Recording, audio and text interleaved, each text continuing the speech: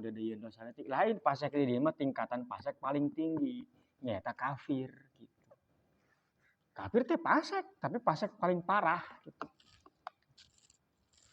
Sama atuh bahasa kafir kapan banyak di Quran itu. Aya kafir teh maksudna non muslim aya. Aya kafir teh maksudna lain. Oh Nabi Musa pernah disebut kafir kok. Ku Fir'aun. Wa fa'alta fa'lataka allati fa'alta wa anta minal kafirin cek Fir'aun ka Nabi Musa. Musa apa sia baheula ge hirup di aing. Sia ngalakonan naon bae ge menang ti aing. Kurang koe sia wa anta minal kafir disebut kafir Nabi Musa.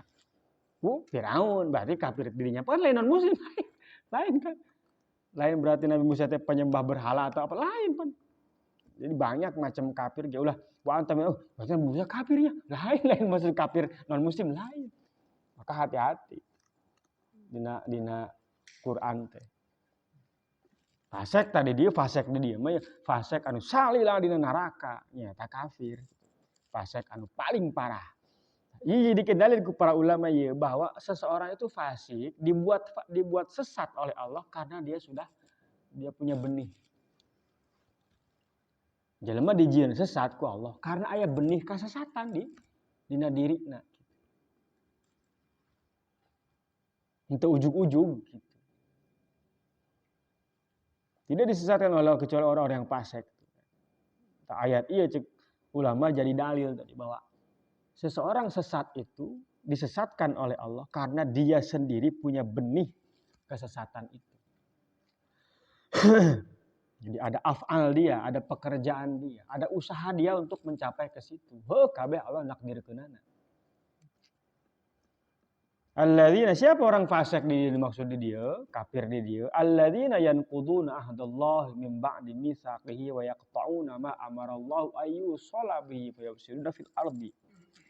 Ulaika humul khasirun. Yaitu orang-orang yang melepaskan,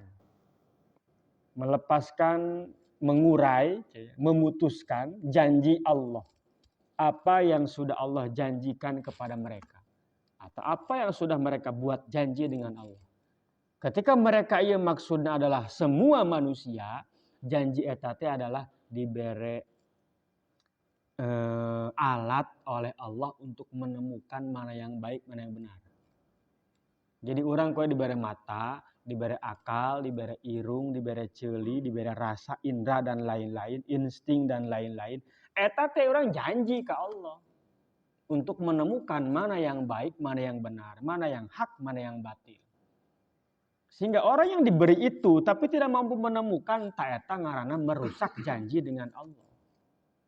Disiksanya gara-gara eta pan siapa yang diberi akal gasang manggihan aing untuk beriman dengan akal panca indera dan lain-lain.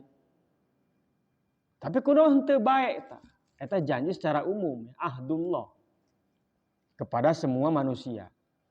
Dibahasakeun dina Quran teh alastu birabbikum qalu bala syahidna.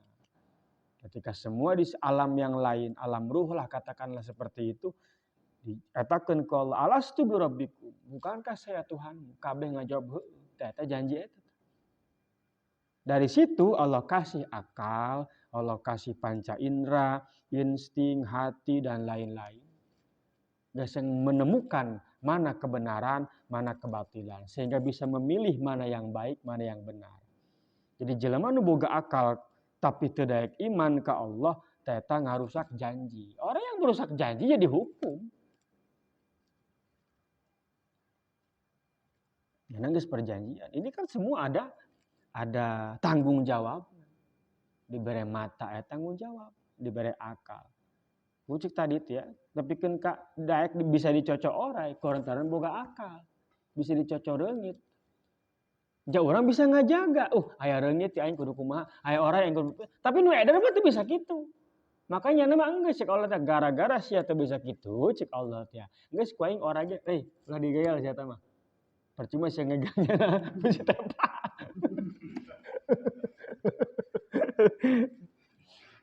Karena dia tidak punya tanggung jawab atas palebah dinya, palebah akal.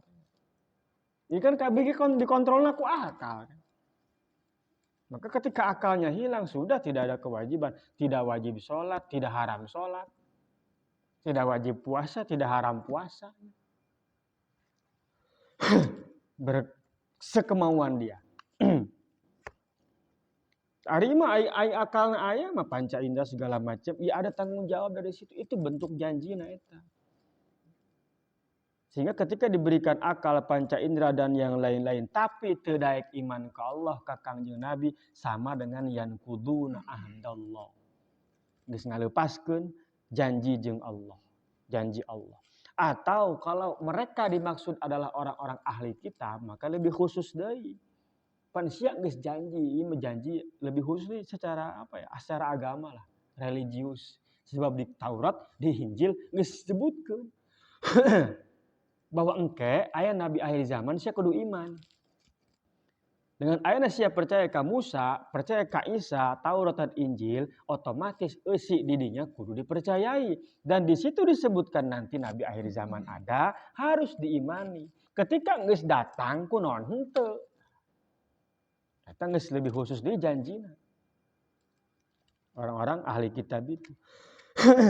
Mimba dimisakih itu, maka ditaukidkan setelah dibuat perjanjian itu. Iranya eta ketika dia sudah beriman kepada nabi-nabi yang lalu yang membawa kitab menceritakan tentang nabi akhir zaman, eta nyana enggeus. Bukti nanya beriman ke nabi akhir zaman, engke aya aya tahareup.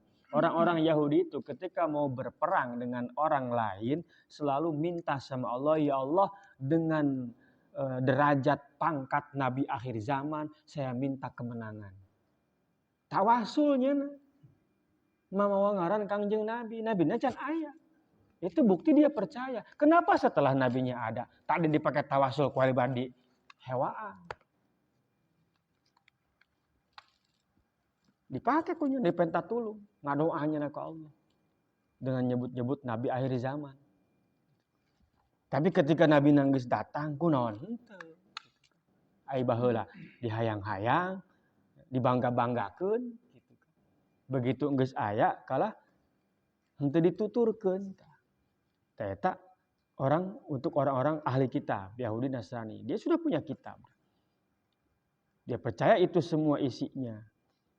Maka kuduna percaya ke Kanjeng Nabi, jangan geus diramalkeun kabeh dinya disebutkeun jelas sejelas-jelasna. Talunganan Al-Qur'an nyebutkeun nabi ngan makana Muhammadun aba ahadin min rijalikum gitu. Muhammad itu bukan anak, bukan bapak dari salah satu anak, dari salah satu laki-laki kalian. Maka Nabi itu boga anak lelaki. Kenapa enggak punya? Kata ulama hikmahna supaya beusi disangka ke anakna Nabi deh. Maka banyak anaknya perempuan. Sampai ke ayat turunanna ti Siti Fatimah kan awewe. Eueuh lalaki. Yang geus dinas maka na Muhammadun aba ahadim mirrijalikum. Nabi Muhammad itu bukan sama sekali bukan orang tua dari salah satu laki-laki dari kalian. Maka teboga anak lalaki. Besi kitu tah. Besi ge anak-anak ge jadi nabi deui di pajah nabi pada nabi setelah Nabi Muhammad. Nabi deui. Lah kalau sekelas Nabi Daud yang tidak lebih baik dari Nabi Muhammad, anaknya Sulaiman jadi nabi deui. Atau komo sekelas Nabi Muhammad atuh. Mun teu disembah-sembah meureun mun boga anak lalaki.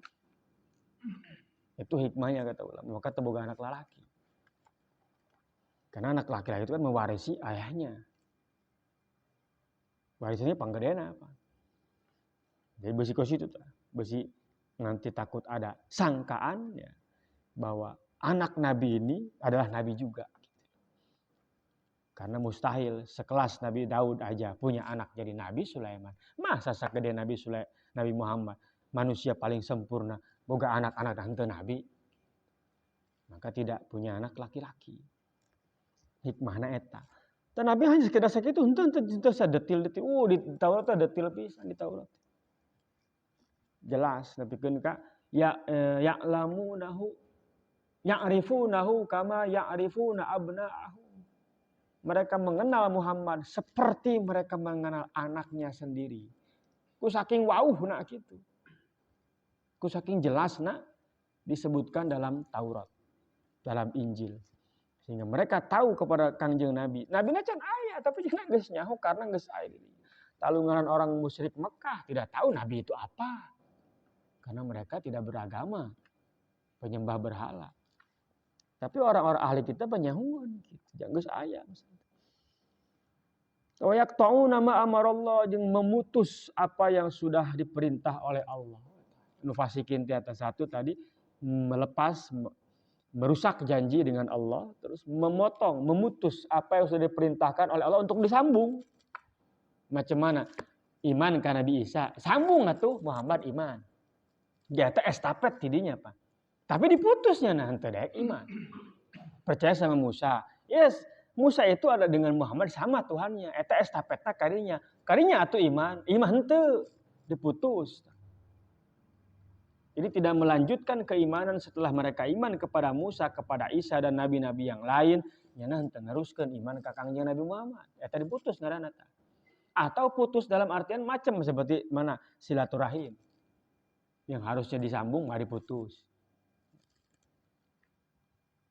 Wagairu dzalika atau naon bae lah. Nukuruna cek Allah, cek agama ada perintah untuk menyambung tapi malah memutus. Tah eta pagawean jelema-jelema fasik, jelema-jelema kafir.